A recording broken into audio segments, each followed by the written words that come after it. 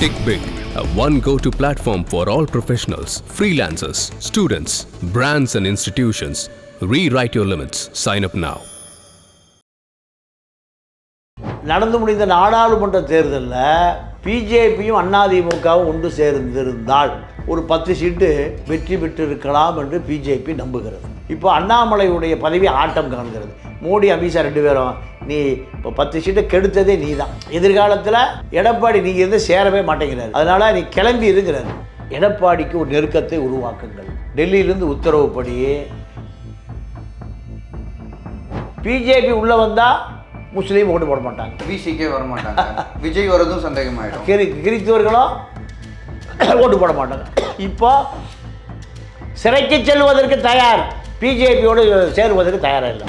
இந்த தங்கமணி, வேலுமணி, விஜய் பாஸ்கர் 3 பேருக்கும் முக்கியத்துவமே இல்லாமல், இவர்கள் சொல்லுவதை கேட்காமல், எடப்பாடி தொலைநோக்கு பார்வையில் யாரை எதிர்பார்த்துட்டு இருக்காரு?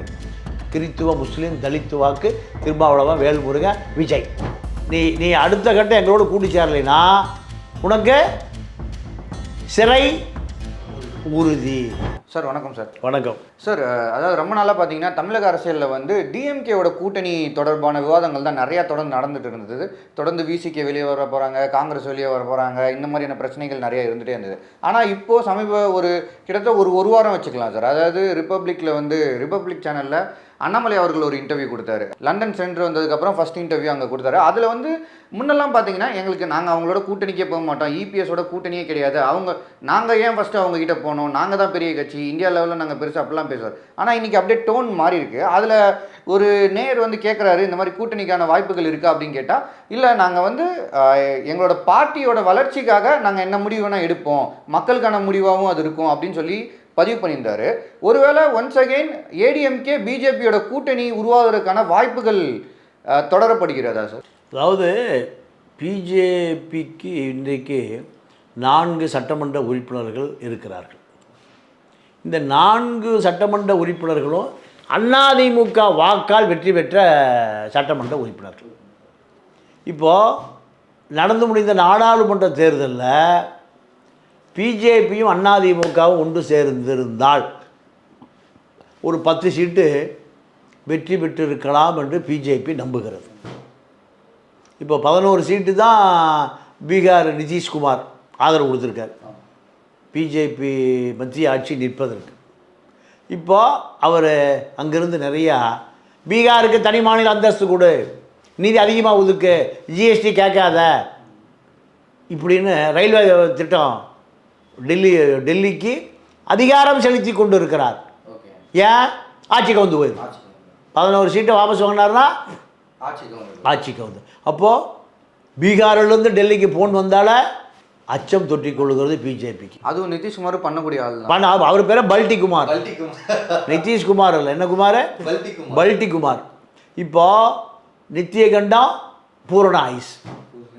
இந்த பழமொழி இப்போ மோடிக்கு பெரிய தூக்கத்தை கலைக்குது. தமிழ்நாட்டில் ஒரு 10 சீட்டு வந்திருந்தா இப்போ நிதிஷ்குமாருடைய தயவு தேவையில்லை. இதை கெடுத்தது யார்? அண்ணாமலை. இப்போ அண்ணாமலையுடைய பதவி ஆட்டம் காண்கிறது. மோடி அமித்ஷா 2 பேரும் நீ இப்போ 10 சீட்டை கெடுத்ததே நீ தான். எதிர்காலத்தில் எடப்பாடி நீங்கள் இருந்து சேரவே மாட்டேங்கிறாரு, அதனால் நீ கிளம்பி இருக்கிறார். அதனால தான் மச்சான், மாமன், சிவகுமார், செல்வகுமார், கரூர் செங்கல் பிரிக்ஸு, அண்ணாமலையார் பிரிக்ஸ் எல்லாம் ரெய்டு, பல கோடி ரூபாய் ரெய்டு, எல்லாத்துக்கும் ரெய்டு விட்டார் அண்ணாமலை. இப்போ அண்ணாமலைக்கே ரெய்டு வருது. அதனால் அண்ணாமலை அப்செட்டாக கிடக்கார். இதில் எப்படியாவது அண்ணாமலையை விலக்கி விட்டுட்டு பிஜேபிக்கு வேறு தலைவரை போட்டு அதிமுகவோடு கூட்டணி வைத்தால் நீங்கள் வர்ற சட்டமன்ற தேர்தலில் இந்த 4 எம்எல்ஏக்கள் 40 ஆக்க முடியும்னு நினைக்கிறேன். 40 ஆக்க முடியும். விஜயகாந்துக்கு 29 எம்எல்ஏ இருந்தாங்கல்ல, அதே போல் பிஜேபி ஒரு பெரிய மாபெரும் வெற்றியை பெற்றுவிடலாம்னு பிஜேபி நம்புது. இப்போ திமுகவுக்கு பெரிய தலைவலி எதுனா யார் அந்த சார்? பிஜேபி அடிக்குது, விசிக்கு அடிக்குது, தமிழக வாழ்வுரிமை கட்சி வேல்முருகன் ஒரு பக்கம், கம்யூனிஸ்ட் ஒரு பக்கம், எதிர்க்கட்சி கூட்டணி கட்சி எல்லாம் சேர்ந்து யார் அந்த சார். இது திமுகவுடைய வாக்கு வங்கி சரியுது. இதில் திமுக வாக்கு வங்கி சரிகிற பொழுது அதிமுக வாக்கு வங்கி உயர்கிறது. இதில் இப்போ என்ன சொல்கிறாங்க, தங்கமணி, வேலுமணி, விஜயபாஸ்கர் 3 பேரும் டெல்லியினுடைய ஏஜென்ட்டுகள், எல்லாம் பல ஆயிரம் கோடி திருடி வச்சுருக்கான். அப்போ இதை எடப்பாடிக்கு ஒரு நெருக்கத்தை உருவாக்குங்கள். டெல்லியிலேருந்து உத்தரவுப்படி இந்த யார் அந்த சார் திமுகவுக்கு எதிராக இருக்குது. இந்த நேரத்தில் பாஜகவும் அதிமுக கூட்டணி வைத்தால் ஆட்சியை பிடிச்சிடலான்னு ஒரு புது கணக்கு போடுறாங்க. வர எடப்பாடி அவர் பழைய கணக்கிலே இருக்கார். என்ன பழைய கணக்குனா, அதிமுகவுக்கு ஒரு 20% வாக்கு நிரந்தர வாக்கு இரட்டைலைக்கு, 14% முஸ்லீம் வாக்கு, 3% கிறித்தோர் வாக்கு, ஒரு 3% தலித்து வாக்கு. திருமாவளவன் உள்ளே விழுந்துடணும். முஸ்லீம் வாக்கை நம்பிக்கை பிஜேபியோடு சேரக்கூடாது. 17% வந்துடும். 20 சொந்த கட்சி இரட்டைலை. இந்த 20-40 வந்தால் சிஎம் சீட்டில் முதலமைச்சர் நாற்காலி. விஜயும் சேர்த்துப்பாங்க. விஜய் சேர்த்துக்கிறாரு. இந்த திட்டத்தில் யார் இருக்கா, எடப்பாடி. பிஜேபி உள்ளே வந்தால் முஸ்லீம் ஓட்டு போட மாட்டாங்க, பிசிக்கே வர மாட்டாங்க. விஜய் வரதும் சந்தேகமாயிடும். கிறித்தவர்களும் ஓட்டு போட மாட்டாங்க. இப்போ சிறைக்கு செல்வதற்கு தயார், பிஜேபியோடு சேருவதற்கு தயாராக இல்லை. யார்? எடப்பாடி சொல்கிறார். ஆனால் பிஜேபி தங்கமணி, வேலுமணி, விஜயபாஸ்கர் 3 பேரையும் இந்த பழைய, அதாவது பொதுக்குழு போட்டால் ஒரு புதுக்குழு போடுறாங்க. செங்கோட்டையன், நத்த விஸ்வநாதன், இப்படி ஒரு பழைய குழு என்ன பண்ணுது, பொதுக்குழுக்குள்ள ஒரு புதுக்குழு. பிஜேபியோடு சேரணும், சசிகலாவை சேர்க்கணும், ஓபிஎஸ்ஸை சேர்க்கணும், டிடிவியை சேர்க்கணும். இப்படி இவர்கள் ஒரு புதுக்குழு, எடப்பாடி பொதுக்குழு. இந்த சண்டை பிஜேபியினுடைய ஊதுகுழல்னு எடப்பாடி முடிவு பண்ணிட்டார். இதனால் இந்த தங்கமணி, வேலுமணி, விஜயபாஸ்கர் 3 பேருக்கும் முக்கியத்துவமே இல்லாமல், இவர்கள் சொல்லுவதை கேட்காமல், எடப்பாடி தொலைநோக்கு பார்வையில் யாரை எதிர்பார்த்துட்டு இருக்காரு, கிறித்துவ, முஸ்லீம், தலித்து வாக்கு, திருமாவளவன், வேல்முருகன், விஜய் வந்தால் ஸ்வீப் அடித்தாச்சு. இதை நோக்கி நகர்த்தி கொண்டு இருக்கிறார் எடப்பாடி.